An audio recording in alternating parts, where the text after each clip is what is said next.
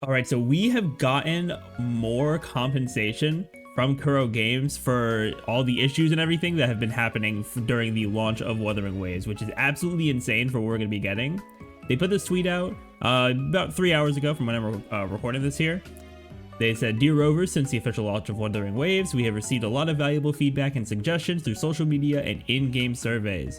We are genuinely grateful for your attention and support. We apologize for the deficiencies and issues present in Wuthering Waves, our first fully independently developed and globally published game at Kuro Games. We understand this has affected your gaming experience, and we are working to improve it for those who love the game. We've been working on optimizations and iterations for the current 1.0 version, and the development of subsequent version updates is also underway. We will also address some of the most discussed and concerned issues." This is really good because we've already seen that they've been listening to us, giving us feedback, giving us a giving us compensation, giving us a ton of compensation and everything throughout the first couple weeks here. But some of the stuff they're doing for this compensation is absolutely crazy. And we have the full sort of report here, and there are some really good highlights that I am really excited to share with you all to keep you all in the loop here. So first thing here is on the Echo development experience. Echo development feels grindy and inadequate energy materials. This was the big issue I think that a lot of people were talking about outside of like the bugs and everything, and I was even thinking about making a video about this too, because I am starting to feel the the issues there. Let me mute that. So they said, "We're aware of the common concern in the community that current echo leveling experience feels too grindy and the game lacks a wave plate storage system. We have confirmed it and will implement the following requirements, following adjustments while we are working internally on solutions to address some other common concerns."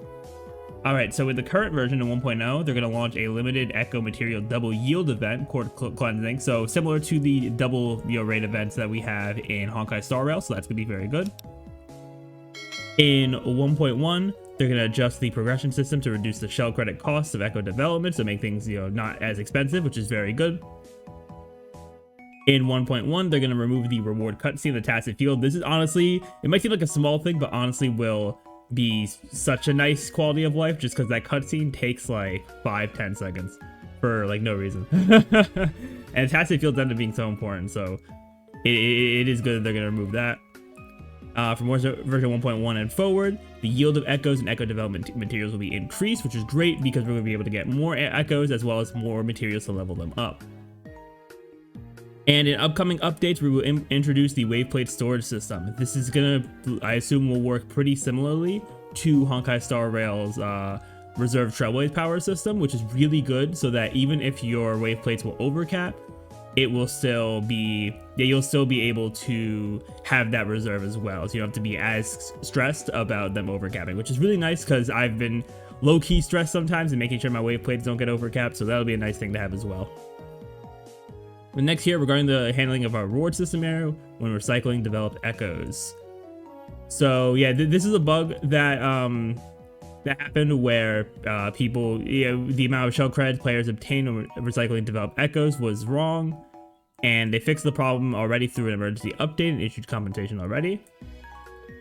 And yeah, they informed players of the situation, announced that they would remove all additional shell credits obtained unexpectedly as a result within 14 business days and issue compensation accordingly. However, due to the urgency, we failed to issue the announcement in the first instance, which regrettably caused negative experiences. And they are going to give us an extra 1 million shell credits. Not sure if this is live in game right now. It might be. But it says by June 10th, so it might be there, might not be there yet, but it should be there by June 10th for the extra 1 million shell credits, which is just nice to have. More resources is always good. Yep, then additionally, to address the poor experience of the ecosystem, all rovers are getting 20 crystal solvents, which is insane as well, because this is going to make people be able to do more grinding, which is going to lead to some more playtime, and I think that's just overall a really good thing for them to have on there. So I really am happy about that, and I'm definitely going to be happy to get 20 crystal solvents, because whenever I get extra fuel in Honkai Star Rail, that is amazing, and I know 20 crystal solvents is going to be really crazy. Next up here, they have the error of the 5-star weapon description. This is in This is talking about Gion's weapon. In certain languages, there was a mistranslation. I believe it was between it saying Resonance Liberation versus Resonance Skill. And yeah, they've already, they already had a thing where they were gonna like refund. I think there was a bit of drama with that, with the way that they handled kind of like the refund stuff. But I think they are still working through it. I don't have as much information on that, 'cause I didn't like fully look into it too much. But in the meantime as well, all rovers are going to be getting a five Forging Tides compensation as well, in addition to whatever they're doing for the people who were specifically affected by this, which I think is still really good. And we do love to see that, honestly. 5 Forging Tides is always going to be good, just so you can pull on those limited weapon banners. The next up, for the on version events, they received feedback on the current Overdash Club event, which honestly I have not done yet. So they are going to add some immediate solutions and solutions going forward. So here first, they're going to introduce a new limited time special event, Wuthering Exploration, to offer new rewards and content to improve your gaming experience. An exploration event is honestly pretty cool for Wuthering Waves, because just exploration in the game feels really good. And if they're doing an event revolving around like exploring things, that could also be very good for players to, have more playtime and just, overall get better experience out of the game. So that's good. And it looks like they already published the events here for it. I'm getting all these notifications here. So they're going to give 800 Ashtray, which is very good, 5 pulls. And then we're going to get some Elite Class Echoes, and then also some Premium Tuners and Premium Sealed Tube for Echo experience as well. So that is also going to be good to get some extra Echo experience and Echo Tuners. And moving forward, they'll ensure that they'll make greater collective endeavors internally in designing the version events to improve the event content, quality, and rewards for your better experience. And this is something I'm excited to see for a gacha game, because sometimes gacha game events suck. I'm not going to sugarcoat it. Sometimes the events are just not fun. And if they are going to be listening to player feedback as much as they have been, then I feel like we might get some really cool events going forward for Wuthering Waves. All right, then next up, this is a big one here. On future version updates timeline. So they've been getting feedback of the timeline that they have for new characters coming out and the versions coming out, because previously they were running on the same kind of timeline that the Hoyoverse games do, where they have a banner every 3 weeks and they have a new version every 6 weeks. But because of what's happening in 1.0, they actually want to speed up version 1.0 to give us more content. So to allow everyone early access to experience more content and features in version 1.0, they have decided to advance the release of subsequent content in version 1.0 starting on June 6th at 10 o'clock UTC+8. This release will include the companion story, Solitary Path for Resonator Yinlin, the featured Resonator Convene event for Yinlin, the limited time challenge event, along with many more spin-off events and features. So Yinlin was originally supposed to come out a week after that. So they're going to be putting her banner out early, and then 3 weeks later is when they will be putting out a maintenance for version 1.1, which is where they're going to have looks like they're going to have a new area to explore, which is very good. We do love exploration of Wuthering Waves. And they're also going to have the new Resonators, Jinshi and Changli. And there's going to be a new boss. It looks like we're going to be fighting Jue in the story. So that could be something really cool as well. We'll see how that's going to go for, when that happens. But the the changing the version timing is a very interesting choice for them, for sure. And I'm going to be interested to see how that's really going to, work out. I think it's still going to be a similar schedule. They're just making Yinlin come out earlier, and they're pushing up when 1.1 is going to come out to reflect when Yinlin's coming out. I do think they're not going to change I don't think they're going to change the timing of the Gion banner. I think it's going to end when it was supposed to end, which should be on the 12th or 13th, depending on your time zone. But Yinlin will start early. So I think both banners should be out at the same time, which is honestly really good, so that players who were thinking about Yinlin can still decide that, but still be able to pick up Gion before his banner actually goes away. So I do think that's also good. Plus, they are compensating us as well for the version update adjustment. We're going to get 10 more Radiant Tides, so that means 10 more pulls on the limited banner, whether you want to get Gion or Yinlin. which I think is really good for them to do that. And they're going to distribute that on June 3rd, which should be tomorrow, actually. So about 24 hours for when I'm recording this. Then next up, they have some combat and control experience optimization. So they have identified some issues, and they're going to address them as they work on updates. So let's see, the issues they had were auto aiming and auto lock on and camera performance. They have they disabled the combat camera correction feature on default. They've also optimized the default values and ranges for combat camera settings. So hopefully the lock on should start to work a little bit better, because I have noticed that it is kind of hit or miss sometimes with the lock on. Then number 2, bosses exiting combat state unexpectedly. I haven't experienced this one, but let's see. They optimized the aggro ranges for it, including Thundering Memphis, Crownless, Lampillumin Myriad, and Imperial Terron.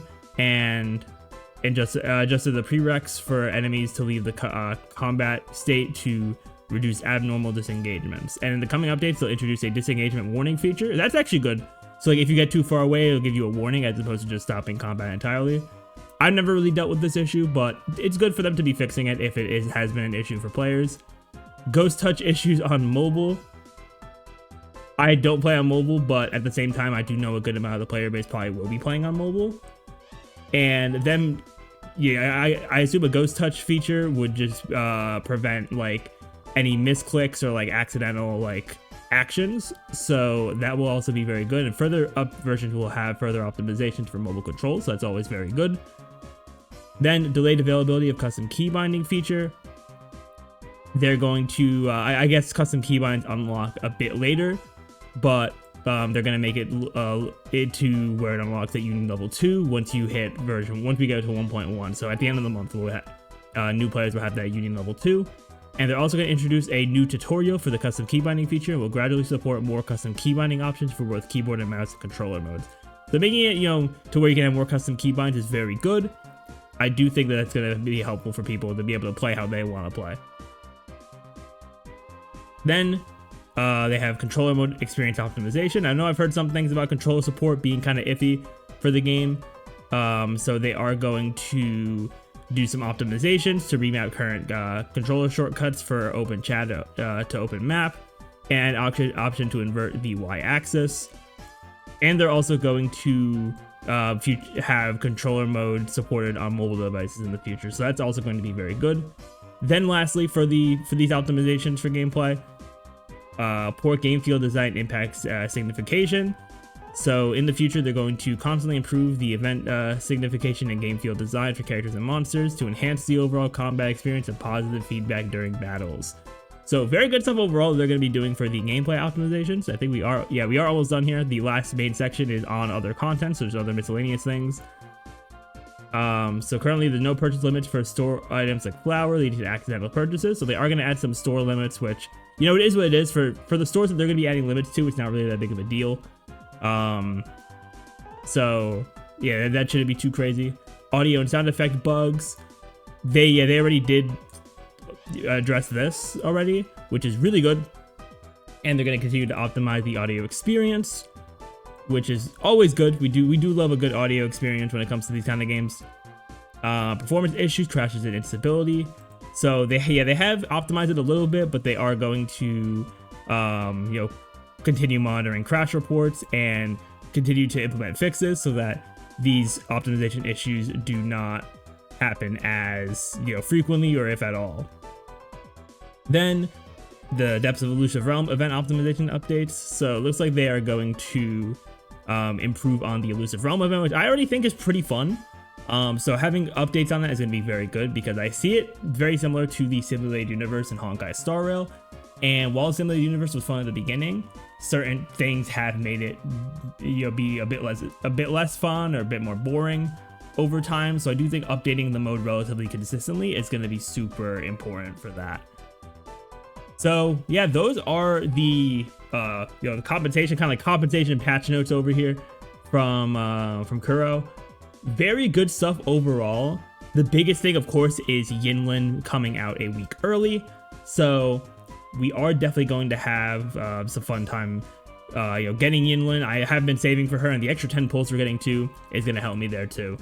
But let me know what y'all think of this in the comments down below.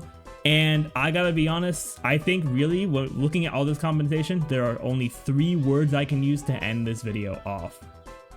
Genshin could never. Thanks for watching, guys, and I will see you all next time.